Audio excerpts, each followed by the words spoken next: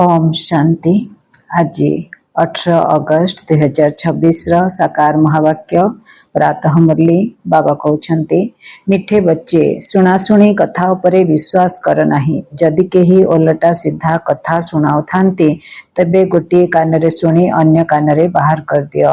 प्रश्न ज्ञानर खुशी रे रहुथिबा संतान मानकर चिन्ह बा लक्षण कौन होइथिबो? उत्तर सेमाने पुराणा कर्मभोगर हिसाब किताब को ज्ञानर खुशी रे मर्ज सहित सहन करिजिबे। ज्ञानर खुशी रे दुख कष्ट दुखर दुनिया ही भूली होई जाई थाए।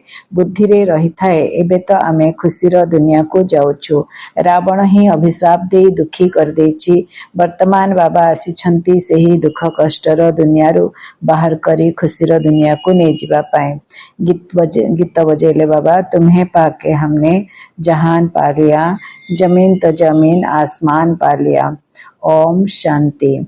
मधुर आत्मिक संतान माने गीत शुणिले निश्चय पिला माने रोमांचित हेबा उचित, कारण गायन रही खुशी परी खुराक बा भोजन नहीं।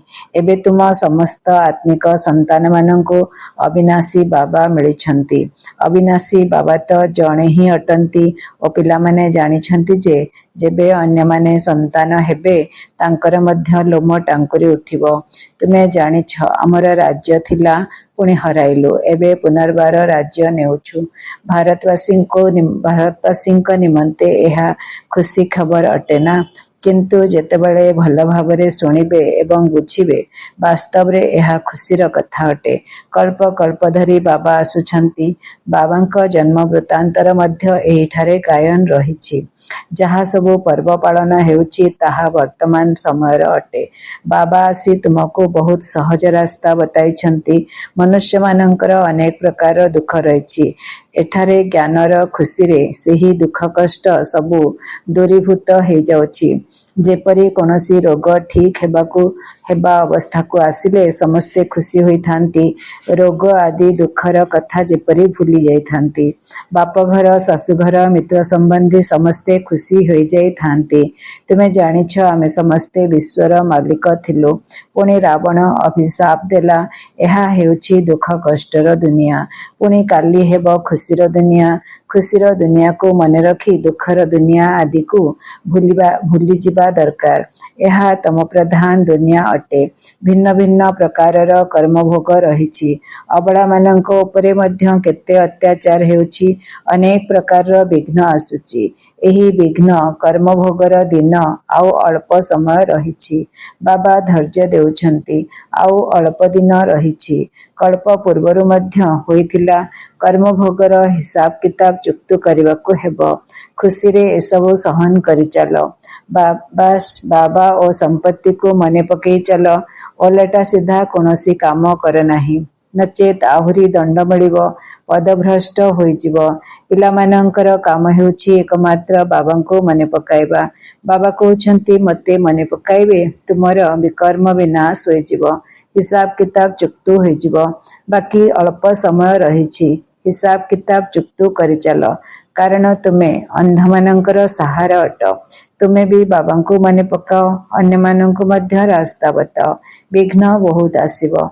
जेते संभव समस्तंको एही कथा बुझाओ जे बाबांको मने पकाओ। एही शब्द मध्य प्रसिद्ध मनमना भव, अर्थात हे आत्मा माने मते मने पकाइले तुमर अतीतर समस्त विकर्म भस्म होइजिबो। एथिरे कोनोसी द्वंद्वर कथा नाही।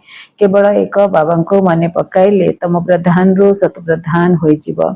तुमे जानिछ आमे 84 जन्मर चक्र लगाइछु।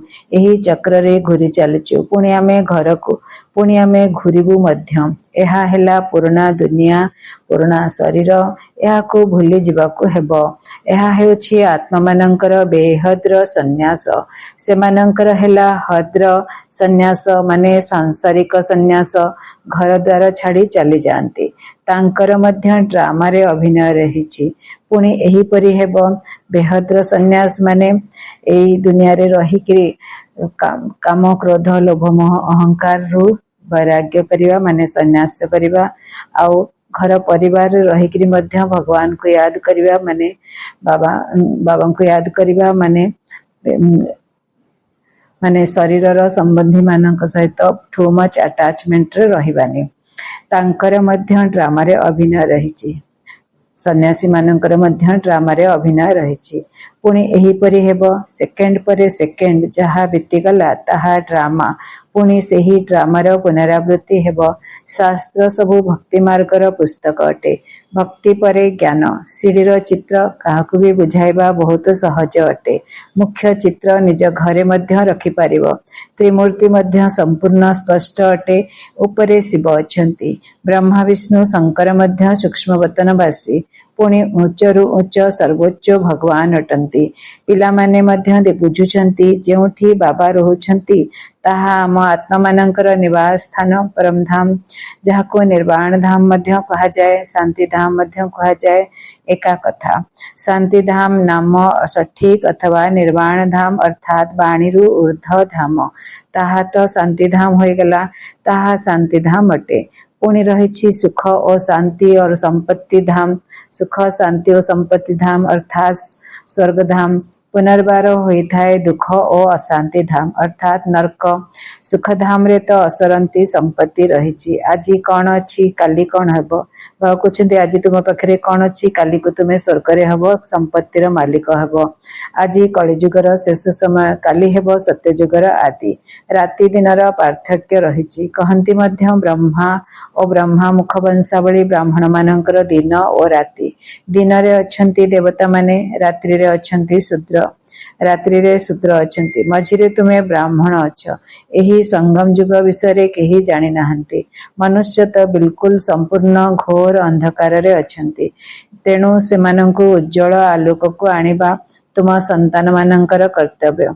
एबे सम्मुखरे सेही महाभारत लड़ाई रही। गायन मध्य करा जाए। विनाश काले विपरीत बुद्धि विनश्यन्ति, विनाश काले प्रीत बुद्धि विजयंती। बाबा को सहित जी प्रीत रखिब, भगवान को सहित जी भगवान को चिन्हिकी जानिकी मानिकी जे तांको सहित प्रीत रखिब तांकर विजय हेब। आ विनाश समय रे जे विपरीत बुद्धि भगवान को मानु नथिबे आ विपरीत कर्म मध्य करुथिबे सेमानकर विनाश हे जिवो। बाबा कहछन्ती तुमे पिला माने जानिछ बाबा हमको पुनर्बार सेही राजत्व देउछन्ती। आमठू सेही राजत्व केही छड़ाई नै परिबे नाही। रावणर प्रवेशता तो द्वापरु हेब। रावण आमर राजत्व छड़ाई नेछि, जहाको शत्रु बोली ही भाव। कारण शत्रुर पुतलिका तैयारी करी जलाई थांती। ये बहुत पुराना शत्रु कहउछन्ती मध्य रावण राज्य किंतु काहारी बुद्धि रे आसु नाही। तेणु घोर अंधकार कुहाजिबना। अविनाशी बाबा ज्ञानर सागर अटंती। तांको ज्ञानदाता दिव्य चक्षु विधाता कहा जाए। एबे तुम आत्मा मानकर ज्ञानर तृतीय नेत्र मिलिछि। एहा पूर्वरु तो किछि हेले जानि नथिलो, एबे सबु जानि गलणे। बाबा ज्ञानर सागर होइथिबारु निश्चय ज्ञान सुनाइबे ना। ज्ञान सुनाइबा बिना सिद्ध बा प्रमाण किपरि हेब। तुमे देखुच बाबा ज्ञान सुनाउछन्ती, जेउ ज्ञान द्वारा पुणी अधा कल्प सद्गति होइथाय।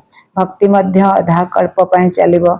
ज्ञान द्वारा सद्गति संगम रे ही होइथाय। पिला मानकर कोनोसी कथा लुचि परिबो नाही। बाबा कहउछन्ती कोनोसी खराब काम होई गले बाबा को कहि दियो। बाबा जानिछन्ती अनेकंक द्वारा भूल कार्य होई जाउछि। रावण राज्य अटेना, माया चापुड़ा मारुछि किंतु बहुत लोचाउछन्ती। बाबा कहउछन्ती कोनोसी भूल होई गले तुरंत कहिदेबा द्वारा भविष्यत पय युक्ति मिलिबो, नचेत वृद्धि होई चलिबो। काम विकार महाशत्रु अटे। बाबा को लिखुछन्ती बाबा मायार बहुत अपोजिशन बा बाधा आसुची। सर्वदा तो कहार जोग रहु नाही जे माया ठारू रक्षा पाई जिवे। देह अभिमान बहुत आसुची। अनेक अछंती जे मायार चापुड़ा खाउछन्ती। बाबांक पाखकु तो सबुआडू समाचार आसुची ना। खबर कागज रे उल्टा सीधा मध्य लिखि देउछन्ती। आजिकाली मनुष्य केते प्रकारर लिखि पारिबे ना। तम प्रधान अटंती। ବ୍ୟାସଙ୍କର ରଜବୁଦ୍ଧି ଥିବା ସମୟରେ କଣ କଣ ସବୁ ବସି ଲେଖିଦେଇଛନ୍ତି ବାବା ପିଲାମାନଙ୍କୁ ବୁଝାଉଛନ୍ତି। ଶୁଣାଶୁଣି କଥାରେ କେବେ ହେଲେ ବିଶ୍ୱାସ କରି ବିଗିଡ଼ି ଯାଅ ନାହିଁ। ଅମୁକ ଏପରି କହିଲା, ଏପରି କଲା, ମୁଣ୍ଡ ଖରାପ ହେଇଯାଉଛି। ବୁଝୁନାହାନ୍ତି ଯେ ତମ ପ୍ରଧାନ ଦୁନିଆ ଅଟେ। ମାୟା ଅଧୋଗତି କରାଇବାକୁ ଚେଷ୍ଟା କରିବ। କେହି ମିଛ କଥା ଶୁଣାଇଲେ ଗୋଟିଏ କାନରେ ଶୁଣି ଆରପଟେ ବାହାର କରିଦିଅ। ଅନ୍ୟମାନଙ୍କୁ ମଧ୍ୟ ଏହି ସନ୍ଦେଶ ଦେଇ ଚାଲ। ବାବା କହୁଛନ୍ତି, ମୁଁ ସନ୍ଦେଶ ନେଇ ଆସିଛି। ହେ ଆତ୍ମାମାନେ, ବର୍ତ୍ତମାନ ଶ୍ରୀମତରେ ଚାଲ। ମୋର ସନ୍ଦେଶ ଶୁଣ। କେବଳ ମୋତେ ମନେ ପକାଅ। ଯିଏ ମନେ ପକାଇବେ ସେ ନିଜର ହିଁ କଲ୍ୟାଣ କରିବେ। ଆତ୍ମାକୁ ହିଁ ମନେ ପକାଇବାକୁ ପଡ଼ିବ। ଆତ୍ମା ହିଁ ଭୁଲି ଯାଇଛି। ଏବେ ବାବାଙ୍କର ଶ୍ରୀମତ ମିଳୁଛି। ଏଥିରେ ଆଶୀର୍ବାଦ ଅଥବା କୃପା ଆଦି କିଛି ବି ମାଗିବାର ନାହିଁ। କେବଳ ବାବାଙ୍କୁ ମନେ ପକାଇବାକୁ ପଡ଼ିବ। ଆଉ କୌଣସି କଥା ପଚାରିବାର ବା କରିବାର ଆବଶ୍ୟକତା ନାହିଁ। ସୃଷ୍ଟିର ଚକ୍ର କିପରି ଘୁରୁଛି ଏକଥା ତ ଶୁଣିଲ। ଏଥିରେ ଯୁକ୍ତିତର୍କର କୌଣସି କଥା ନାହିଁ। ଘୋର ଅନ୍ଧକାରରେ ହିଁ ବାବା ଆସିଥାନ୍ତି। ସେଥିପାଇଁ ଶିବରାତ୍ରି ପାଳନ କରିଥାନ୍ତି। କୃଷ୍ଣଙ୍କର ମଧ୍ୟ ରାତ୍ରିରେ ପାଳନ କରିଥାନ୍ତି। ରାତ୍ରିରେ କ୍ଷୀରି ପୁରୀ ଆଦି ମନ୍ଦିରରେ ହୋଇଥାଏ। ଶିବଙ୍କ ନିମନ୍ତେ କଣ ତିଆରି କରିବେ ସେ ତ ନିରାକାର ଅଟନ୍ତି। କେହି ଜାଣି ହିଁ ନାହାନ୍ତି ବାବା କେତେବେଳେ ଆସୁଛନ୍ତି ଓ କିପରି ଚାଲି ଯାଉଛନ୍ତି। ସର୍ବଦା ତ ସବାରି କରୁନାହାନ୍ତି। ବ୍ରହ୍ମାଙ୍କ ଶରୀରରେ ସର୍ବଦା ତ ରହୁନାହାନ୍ତି। କେତେବେଳେ ଆସୁଛନ୍ତି, କେତେବେଳେ ଯାଉଛନ୍ତି। ଆସିବେ ପୁଣି ଚାଲିଯିବେ। ଏବେ ତୁମେ ଜାଣିଛ ଆମେ ଶିବବାବାଙ୍କର ନାତି ଅଟୁ। ସମ୍ପତ୍ତି ତାଙ୍କଠାରୁ ମିଳୁଛି। ଜେଜେବାପାଙ୍କର ସମ୍ପତ୍ତି ନାତିକୁ ନିଶ୍ଚିତ ମିଳିବ। ବ୍ରହ୍ମାଙ୍କୁ ମଧ୍ୟ ତାଙ୍କଠାରୁ ସମ୍ପତ୍ତି ମିଳୁଛି। ଇଏ ବ୍ରହ୍ମା ତ ମନୁଷ୍ୟ ଅଟନ୍ତି। ସଦ୍ଗତିରେ ପ୍ରଥମ ନମ୍ବର ରହିଛି ଶ୍ରୀକୃଷ୍ଣଙ୍କର। ଏ ବ୍ରହ୍ମା ପ୍ରଥମେ ଶ୍ରୀକୃଷ୍ଣ ବନିବେ। ସଦ୍ଗତିରେ ପ୍ରଥମ ନମ୍ବର ରହିଛି ଶ୍ରୀକୃଷ୍ଣଙ୍କର। ଇଏ ସମସ୍ତଙ୍କର ସ୍ନେହୀ ଅଟନ୍ତି। କାହିଁକି ନା ସତପ୍ରଧାନ ବାଲ୍ୟାବସ୍ଥା ଅଟେ। ଟିକିଏ ବଡ଼ ହେଲେ ତାଙ୍କୁ ସତଗୁଣୀ କୁହାଯିବ। ପୁଣି ରଜଗୁଣୀ ତମଗୁଣୀ ଅବସ୍ଥା ହେବ। ଶ୍ରୀକୃଷ୍ଣ ଶ୍ରୀରାଧା ହିଁ ଲକ୍ଷ୍ମୀ ନାରାୟଣ ହେଉଛନ୍ତି। ଯାହାଙ୍କୁ ବାବା ଜ୍ଞାନ ଦେଇଥିଲେ ତାଙ୍କୁ ହିଁ ଦେବେ। ଭାରତରେ ହିଁ ଦେବୀ ଦେବତାମାନେ ଜନ୍ମ ନେଇଛନ୍ତି। ଭାରତରେ ହିଁ ଦେବୀ ଦେବତାମାନେ ଜନ୍ମ ନେଇଯାଇଛନ୍ତି। ତେଣୁ ମନ୍ଦିର ମଧ୍ୟ ଭାରତରେ ହିଁ ବହୁତ ଅଛି।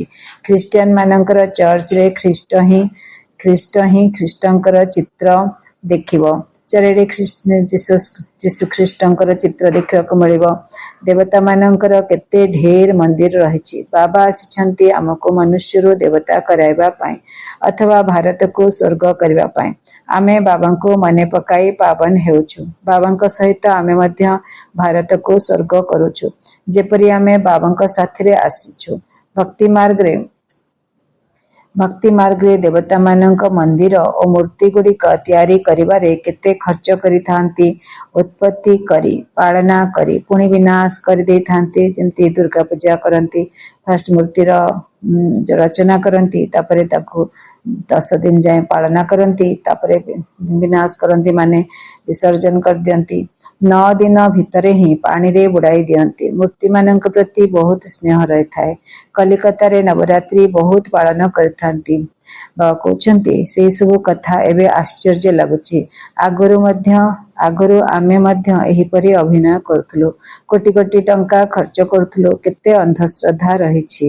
ରାମାୟଣ ପ୍ରତି କେତେ ପ୍ରେମ ରହିଛି। କଥା ଶୁଣି ଆଖିରୁ ଲୁହ ବୁହାଇଥାନ୍ତି। ଏସବୁ ହେଲା ଭକ୍ତି ମାର୍ଗ। ଏହା ଦ୍ୱାରା କିଛି ଲାଭ ହୁଏ ନାହିଁ। ବାବା ଏବେ ଆମକୁ କେତେ ବୁଦ୍ଧିମାନ କରାଉଛନ୍ତି। ଏହିସବୁ କଥା ଶୁଣି ପୁଣି ଏଠାରେ ହିଁ ଭୁଲିଯାଅ ନାହିଁ। ସବୁ କଥା ମନେ ପକାଅ। ପୁରା ସଜାଗ ହୋଇଯାଅ। ନିଜକୁ ଆତ୍ମା ଭାବି ଦେହ ସହିତ ଯାହା କିଛି ଦେଖୁଛ ସବୁ ଭୁଲିଯାଅ। ଏସବୁ କବରସ୍ଥାନ ଅଟେ। ବାବା କହୁଛନ୍ତି ଦିଲ୍ଲୀରେ ବିର୍ଲା ମନ୍ଦିରରେ ଲେଖାଯାଇଛି ଭାରତ ପରିସ୍ଥାନ ଥିଲା, ଯାହାକୁ ଧର୍ମରାଜ ସ୍ଥାପନ କରିଥିଲେ। ଏବେ ତୁମେ ପିଲାମାନେ ଜାଣୁଛ ଏହି ଦୁନିଆ କବରସ୍ଥାନ ହେବ। ବାବା କହୁଛନ୍ତି ସମସ୍ତେ କାମ ବିକାର ରୂପକ ଚିତାଗ୍ନି ଉପରେ ବସି ସମ୍ପୂର୍ଣ୍ଣ ରୂପେ ଜଳି ଯାଇଛନ୍ତି। କ୍ରୋଧକୁ ଚିତାଗ୍ନି କୁହାଯାଏ ନାହିଁ, କାମ ବିକାରକୁ ଚିତାଗ୍ନି କୁହାଯାଏ। ଏଥିରେ ମଧ୍ୟ ହାଲୁକା ଓ ସେମିନଶା ରହିଥାଏ। ପିଲାମାନଙ୍କୁ ହିଁ ବାବା ବସି ବୁଝାଉଛନ୍ତି। ଘରେ ଯଦି କୌଣସି ସନ୍ତାନ କୁପୁତ୍ର ହୋଇଥିବ ତେବେ କହିଥାନ୍ତି ଇଏ ବାପର ଇଜ୍ଜତ ମହତ ନଷ୍ଟ କରୁଛି। ପିତାର ଇଜ୍ଜତ ଯାଇଥାଏ ନା। ବେହଦର ବାବା ମଧ୍ୟ କହୁଛନ୍ତି ତୁମେ କଳାମୁହଁ କରୁଥିବାରୁ ଯେଉଁମାନେ ବ୍ରାହ୍ମଣକୁଳ ଭୂଷଣ ଦେବତା ହେଉଛନ୍ତି ତାଙ୍କର ନାମ ବଦନାମ କରୁଛ।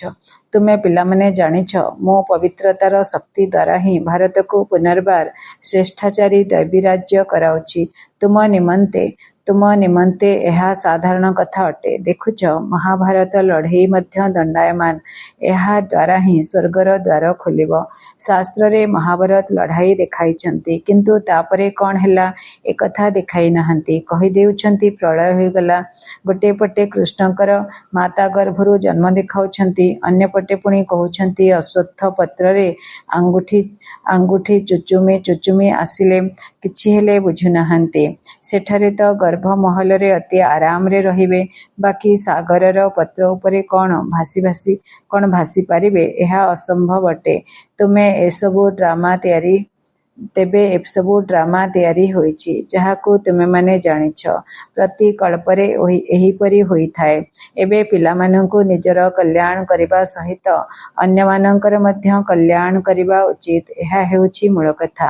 ବାବା ତ ସ୍ୱର୍ଗର ରଚୟିତା ଅଟନ୍ତି, ତାଙ୍କୁ ସ୍ୱର୍ଗୀୟ ଈଶ୍ୱର ପିତା କୁହାଯାଉଛି। ତେଣୁ ଆମେ ସନ୍ତାନମାନେ ସ୍ୱର୍ଗର ମାଲିକ ହେବା ଦରକାର। ଶିବ ଜୟନ୍ତୀ ମଧ୍ୟ ଭାରତରେ ହିଁ ପାଳନ କରୁଛନ୍ତି, ତେଣୁ ନିଶ୍ଚୟ ଭାରତକୁ କିଛି ଦେଇଥିବେ। ଏବେ ତୁମକୁ ସ୍ୱର୍ଗର ବାଦଶାହୀ ଦେଉଛନ୍ତି ନା? ବାବା ହିଁ ହେଉଛନ୍ତି ସଦ୍ଗତି ଦାତା। ଜ୍ଞାନର ସାଗର ବାବା ହିଁ ଆସି ଜ୍ଞାନ ଦେଉଛନ୍ତି। ଏବେ ବାବା ତୁମକୁ ଜ୍ଞାନ ଦେଉଛନ୍ତି। 5000 ବର୍ଷ ପରେ ପୁନର୍ବାର ଏହିଠାକୁ ହିଁ ଆସିବେ। ପିଲାମାନଙ୍କର ନିଶ୍ଚୟ ଅଛି, ଯେଉଁମାନେ ଏହି ବ୍ରାହ୍ମଣ କୁଳର ହୋଇଥିବେ ସେହିମାନେ ଆସିବେ। ଆଚ୍ଛା, ମିଠା ଶିକିଲଧେ ସନ୍ତାନମାନଙ୍କ ପ୍ରତି ମାତାପିତା ବାପଦାଦାଙ୍କର ମଧୁର ସ୍ନେହଭରା ସ୍ମୃତି ଏବଂ ସୁପ୍ରଭାତ। ଆତ୍ମିକ ପିତାଙ୍କର ଆତ୍ମିକ ସନ୍ତାନମାନଙ୍କୁ ନମସ୍ତେ। ଆମେ ଆତ୍ମିକ ସନ୍ତାନମାନଙ୍କର ଆତ୍ମିକ ପିତାଙ୍କ ପ୍ରତି ବହୁତ ବହୁତ याद प्यार ଏବଂ ନମସ୍ତେ। ଶୁକ୍ରିୟା मेरे बाबा, ବହୁତ ବହୁତ ଶୁକ୍ରିୟା। ଧାରଣା ପାଇଁ ମୁଖ୍ୟ ସାରାଂଶ 1 ନମ୍ବର, ଶ୍ରୀମତ୍ ଆଧାରରେ ନିଜର ଏବଂ ଅନ୍ୟମାନଙ୍କର କଲ୍ୟାଣ କରିବାକୁ ହେବ। ଯଦି କେହି କିଛି ମିଛ କଥା ଶୁଣାନ୍ତି ତେବେ ଶୁଣି ନ ଶୁଣିଲା ପରି ରହିବା ଉଚିତ। ସେଥିରେ ରାଗିଯିବା ଅନୁଚିତ। କେବେ ହେଲେ ବି ଦେବତା ହେଉଥିବା ବ୍ରାହ୍ମଣ କୁଳ ଭୂଷଣଙ୍କର ନାମ ବଦନାମ ନ ହେଉ, ଏହାର ଧ୍ୟାନ ରଖିବା ଉଚିତ। କୌଣସି ପ୍ରକାରର ଓଲଟା କର୍ମ କେବେ ହେଲେ କରିବାର ନାହିଁ। ପୂର୍ବର ହିସାବ କିତାବକୁ ଚୁକ୍ତ କରିବାର ଅଛି।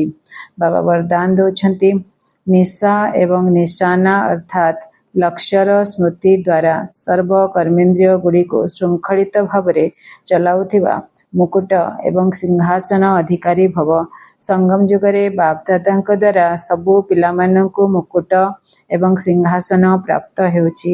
ପବିତ୍ରତାର ମଧ୍ୟ ମୁକୁଟ ମିଳୁଛି ଏବଂ ସେବାର ଦାୟିତ୍ୱର ମଧ୍ୟ ମୁକୁଟ ମିଳୁଛି। ଅକାଳ ସିଂହାସନ ମଧ୍ୟ ମିଳୁଛି, ହୃଦୟ ସିଂହାସନ ମଧ୍ୟ ମିଳୁଛି। ଯେତେବେଳେ ଏହିଭଳି ଡବଲ ମୁକୁଟ ଏବଂ ଡବଲ ସିଂହାସନ ଅଧିକାରୀ ହୋଇଯାଉଛ, ସେତେବେଳେ ଏହାର ନିଶା ଏବଂ ନିଶାନା ଅର୍ଥାତ୍ ବ୍ରାହ୍ମଣ ଜୀବନର ଲକ୍ଷ୍ୟ ସ୍ୱତଃ ହିଁ ସ୍ମୃତିରେ ରହିଛି। ତାପରେ ଏହିସବୁ କର୍ମେନ୍ଦ୍ରିୟ ଗୁଡ଼ିକ ହାଞ୍ଜି କରିଥାନ୍ତି।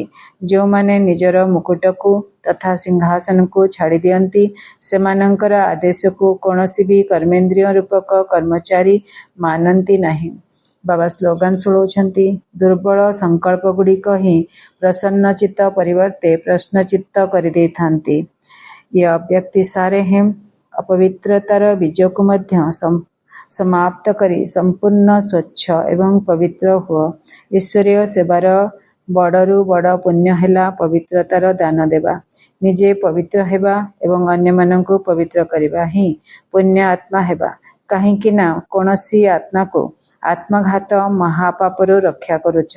ଅପବିତ୍ରତା ଆତ୍ମଘାତ ଅଟେ, ପବିତ୍ରତା ଜୀବନଦାନ ଅଟେ। ଆଚ୍ଛା, ଓମ୍ ଶାନ୍ତି।